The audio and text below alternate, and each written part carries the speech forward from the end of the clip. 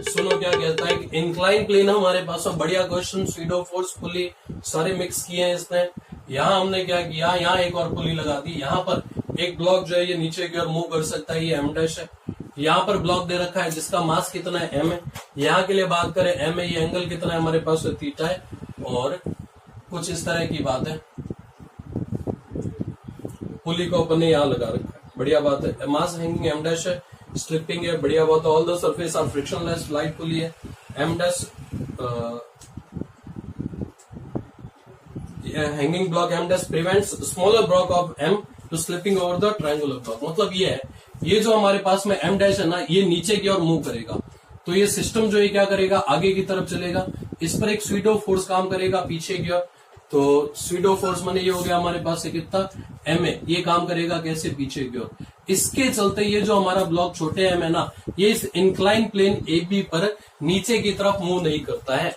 तो उस कंडीशन में एम डैश की पॉसिबल वैल्यू क्या है, ये हम ज्ञात करना चाहते हैं, पता करना चाहते हैं। ऑप्शन क्या क्या दे रखे हैं सुनो। ऑप्शन दे रखा है पहला, एम डैश बराबर कितना, छोटे एम प्लस मोटे M upon cot of theta -1।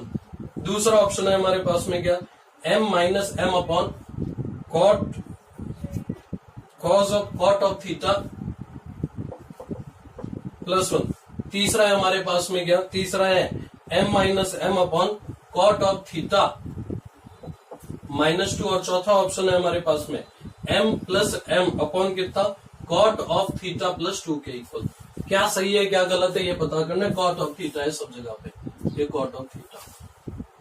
तो एम डैश की वो वैल्यू बताओ ताकि स्मॉल एम जो है ये आते हैं। आपको यदि याद हो स्यूडो फोर्स की कंडीशन में हमने पढ़ा है क्या, ये थीटा है तो ये थीटा, यहाँ कितना आएगा M A cos of theta, और यहाँ कितना आएगा हमारे पास में M A sine of theta.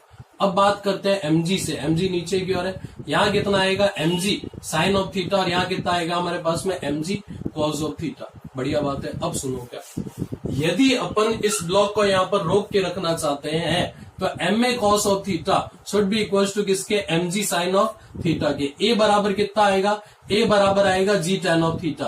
क्या हम समझ पा रहे हैं बात को, ए इक्वल टू होना चाहिए कितना, जी टैन ऑफ थीटा। यानी इस कॉन्फ़िगरेशन के लिए जो आगे की ओर एक्सेलरेशन जिस किसी भी तरीके से हम निकालेंगे उसकी वैल्यू ए बराबर जी टैन थीटा तो होनी चाहिए।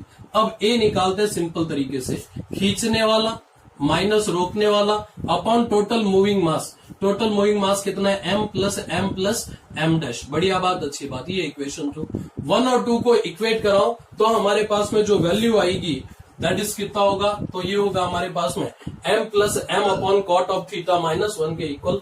ये m डैश की वैल्यू हमारे पास में तैयार हो चुकी है।